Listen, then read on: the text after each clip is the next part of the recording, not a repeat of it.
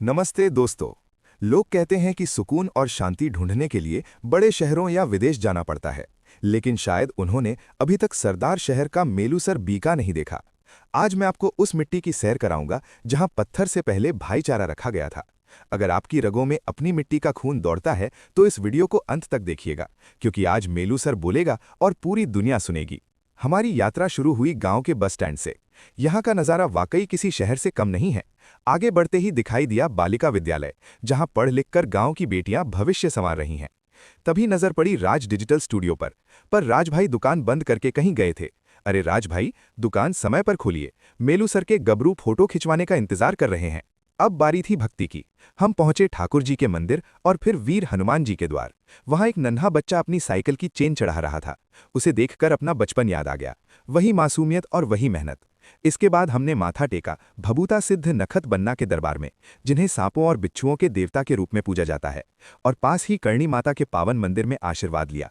यहाँ आकर मन को जो शांति मिली उसे शब्दों में बयान नहीं किया जा सकता। इस पूरी यात्रा में हमारे मार्गदर्शक रहे भाई राजू। तभी हमें मिली एक प्यारी सी घोड़ी। उसे देखकर लगा जैसे वो कह रही हो, बाइक छोड़ो मेव भाई, मेरी पीठ पर बैठो और ठाठ से पूरा गांव घूमो। थोड़ा आगे बढ़े तो शिव मंदिर और बाबा रामदेव जी के मंदिर में आस्था का सैलाब दिखा। फिर हम पहुंचे मानक भाई की दुकान मेहरा स्टोर पर।